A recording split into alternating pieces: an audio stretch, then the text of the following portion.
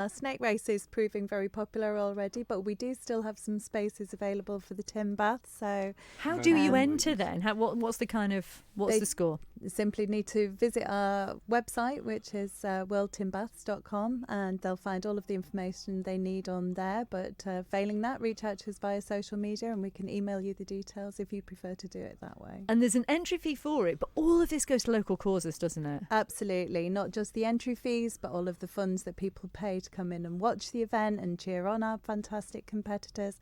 And the same is true of all of the events that we promote, but obviously this one is our flagship, if you'll excuse the pun. Yeah. Very good, I like that. Well, listen, what we should do actually before we talk about the snake races, Boris, just tell us, so quite often it's a competitive thing, isn't it? There's quite a competitive nature to these tin bath races, and you do sometimes have the same people entering year on year trying to beat each other, don't you? Yes, we do, especially the young farmers. We've got 5 young farmers teams in this year. Oh.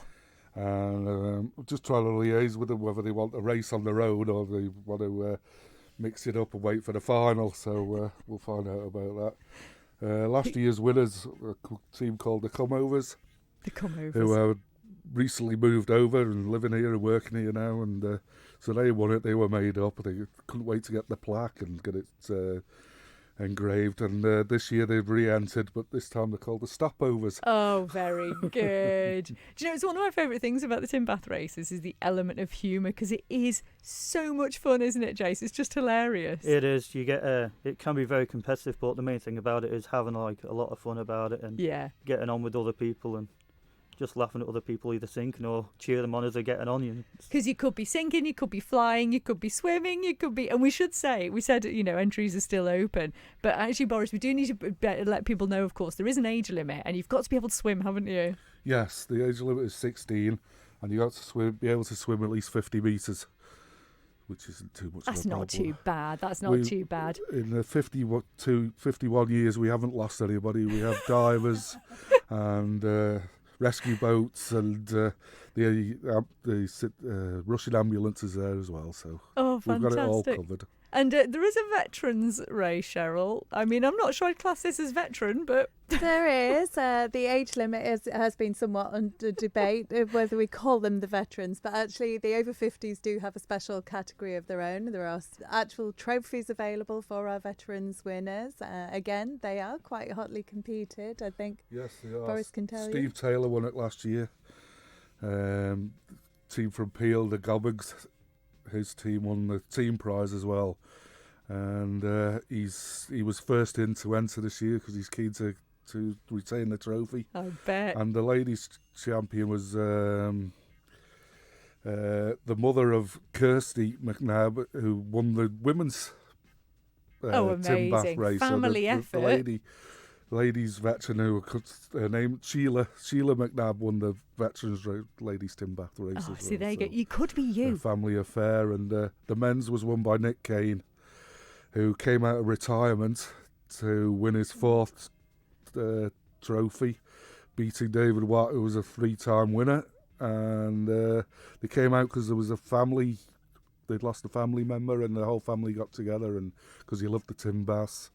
And Nick's daughter Ellie finished 3rd in the women's tin baths in her first attempt. So this is brilliant. So you get all the kind of stories as well, the family stories, which is just so lovely. And you know, Jason, I suppose that's the thing, isn't it? Because you were saying about it's all about the people really that kind of take part. Yeah. And you must have met some, it. and you must have met some brilliant people over the years. We have done, yeah. I met a Scottish lad last year who keeps on coming over for the TT in Southern 100. And lucky enough, he was over last year for the tin bath. He's like, "Oh, can you get me bath? Can you get me bath?" And he's the one that dressed up as Elvis as well. And yeah, that he's got like so much he's coverage. He's absolutely gutted that he's not coming this year. But so the baths. So you guys have got the bath, so you don't have to provide your own bath. Is that right? We have our own bath. Yeah, people do have their own tucked away in a garage or a shed or something. Yeah, of course they do. But we just said, Boris was just saying that obviously the same sort of people do tend to sort of win. So they must have some kind of tricks up their sleeves. Are there any hints and tips for those that are taking part? Is it like something you said about balance? Is that it? Just trying to stay balanced? And, just try and keep as much water out your bath as you can. Makes sense. Usually you can lean forward just enough and see where the water level is on the front and bits and pieces, but Yeah. And what about the snake races? What kind of hints and tips? Because the snake race, I mean, snake racing, that's just a lot of laugh. That is a lot of fun, snake racing. yeah. So there's 6 of you in a team. You've got to have 2 girls in your team, or you can have an all-girls team, whichever. But there's 6 of you in a load of tubes tied together, and first one down the end of the harbour wins. So I think this could only happen on the Isle of Man. I absolutely love it. Every year it just brings joy. Pub. It's what, Boris? It's a race to the pub from the catwalk to the pub. The first one to the pub is the winners. Oh, fantastic. And there's 6 snakes, and it's chaotic. I bet 6 it snakes is. racing at once, and they're all going different directions, and it's just... Do you know what? From the second it starts, people are laughing, and the joy is just incredible, isn't it? So listen, if you've not yet entered, there's still time to enter. So get yourselves over to it. There was a really good Facebook page, really active Facebook page, World Tin Bath Races, and obviously they've got the website as well. So get yourselves entering, and you'll be supporting fantastic local causes as well. But I need to know then, Jason, if you were giving somebody a bit of advice, because I think we need to make a little video. You've got the tin bath. we have, yeah. I'm going to challenge our Howard Kane, right? Okay.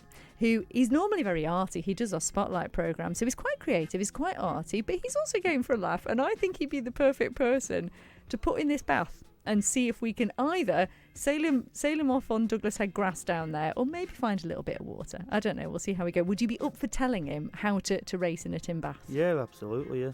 Okay, so if he's listening now, what sort of tips might you give him?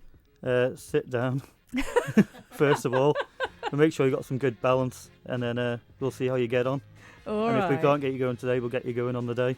Yes, let's do it. Let's get Howard in the tin bath races. He is, I can tell you now, probably swearing at the radio. But Howard, you're going to have fun.